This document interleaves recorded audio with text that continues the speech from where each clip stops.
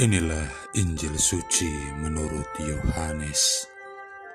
Pada hari Minggu Paskah, pagi-pagi benar, ketika hari masih gelap, pergilah Maria Magdalena ke kubur Yesus, dan ia melihat bahwa batu telah diambil dari kubur. Maria berdiri dekat kubur itu dan menangis.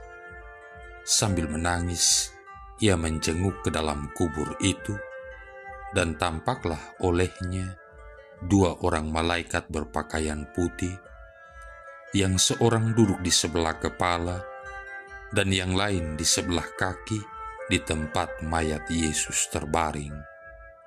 Kata malaikat-malaikat itu kepadanya, "Ibu, mengapa engkau menangis?" Jawab Maria kepada mereka, "Tuhanku telah diambil orang, dan aku tidak tahu di mana ia diletakkan." Sesudah berkata demikian, Maria menoleh ke belakang dan melihat Yesus berdiri di situ, tetapi ia tidak tahu bahwa itu adalah Yesus. Kata Yesus kepadanya, "Ibu, mengapa engkau menangis? Siapakah yang engkau cari?" Maria menyangka orang itu adalah penunggu taman, maka ia berkata kepadanya, "Tuan, jikalau Tuan yang mengambil dia, katakanlah kepadaku di mana Tuan meletakkan dia, supaya aku dapat mengambilnya." Kata Yesus kepadanya, "Maria."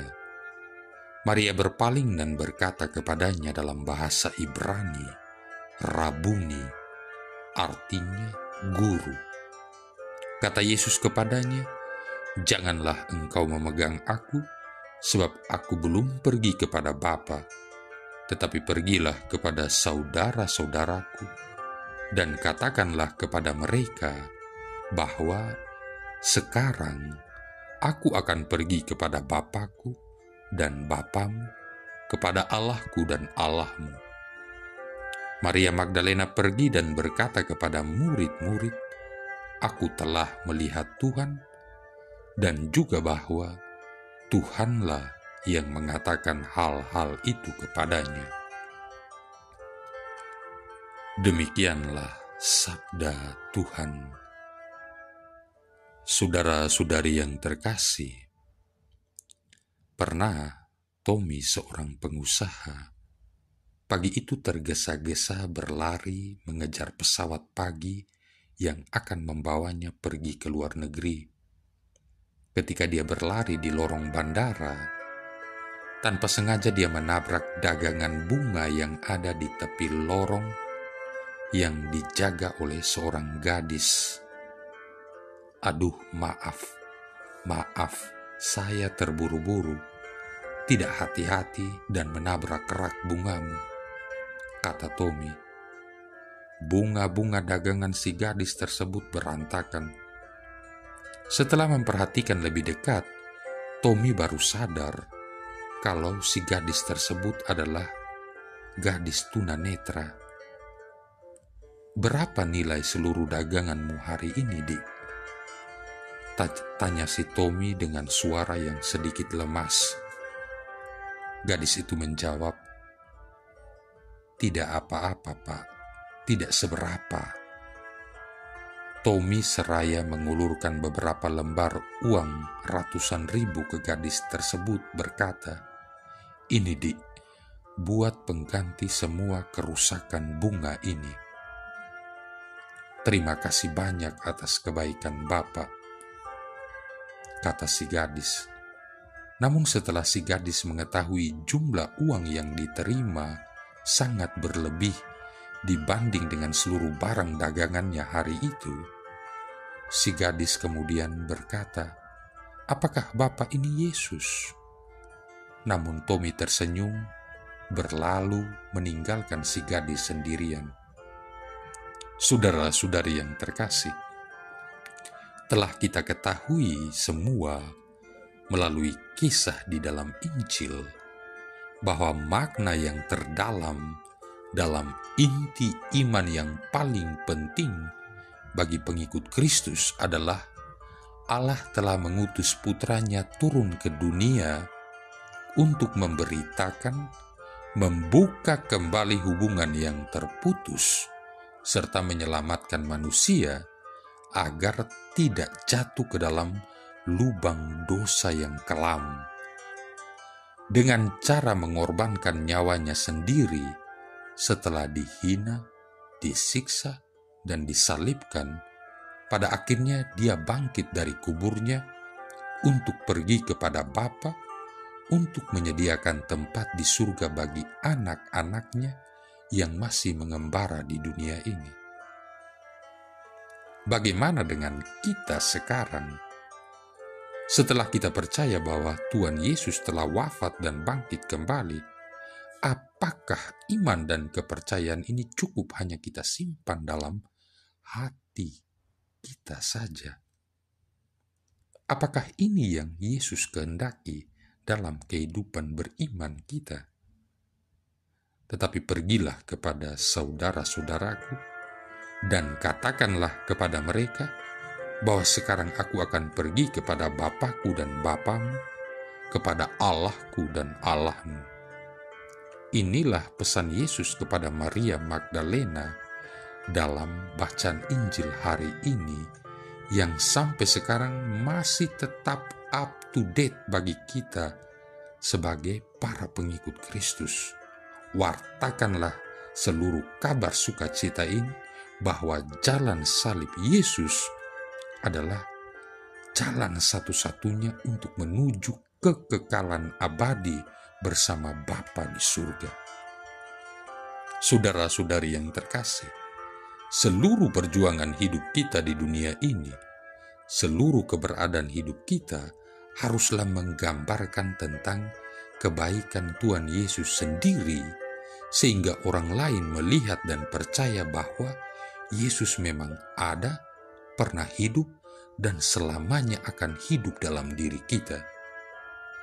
Pada akhirnya seperti kisah cerita di awal permenungan kita, karena Allah adalah kasih yang telah mengutus putranya ke dunia agar manusia percaya bahwa kasih itu hidup selamanya, sehingga membawa orang lain akan percaya dan berkata, "Aku telah melihat Tuhan."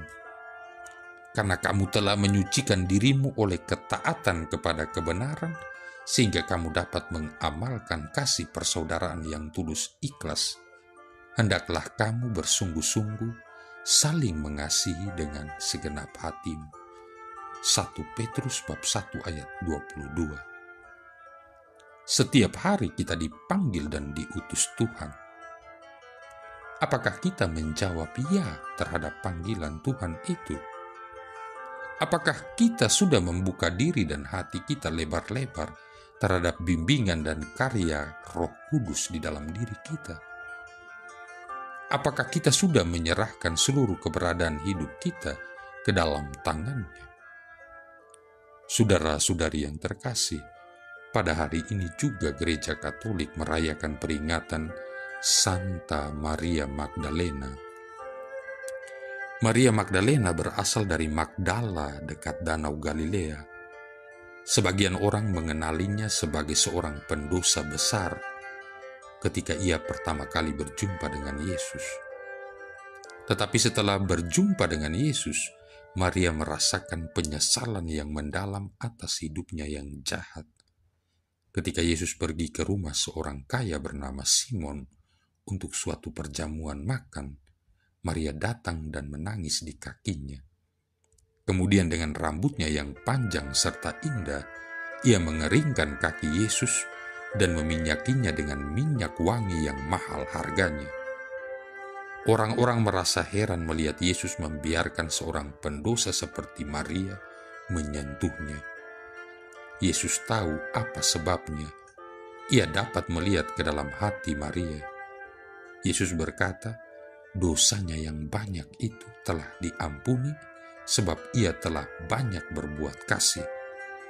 Kemudian Yesus berkata dengan lembut kepada Maria, "Imanmu telah menyelamatkan kamu. Pergilah dalam damai."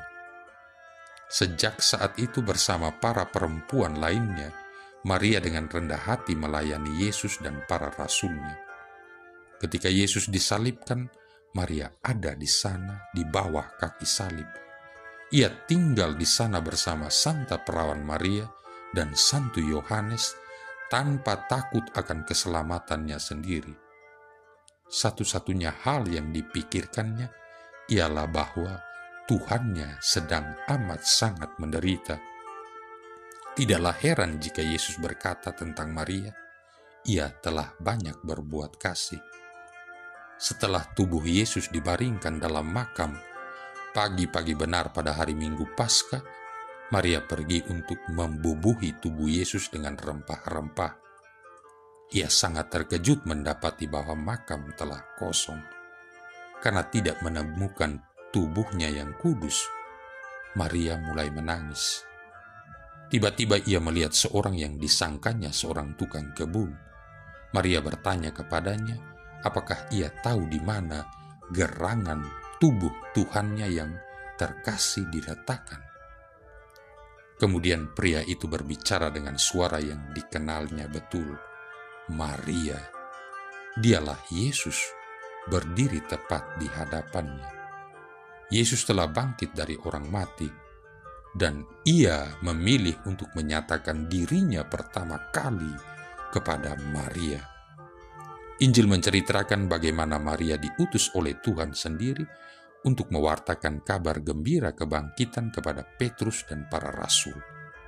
Di abad-abad pertama gereja, pesta Santa Maria Magdalena dirayakan dengan misa untuk seorang rasul. Marilah berdoa.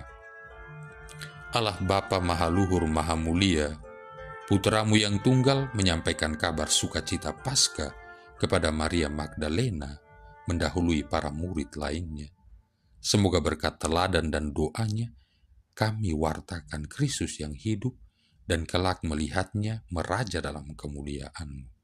Sebab dialah Putramu Tuhan dan pengantara kami, yang bersama dengan Dikau dan Roh Kudus hidup dan berkuasa, satu Allah sepanjang segala masa. Tuhan memberkati kita sekalian, Bapa, Putra, dan Roh Kudus.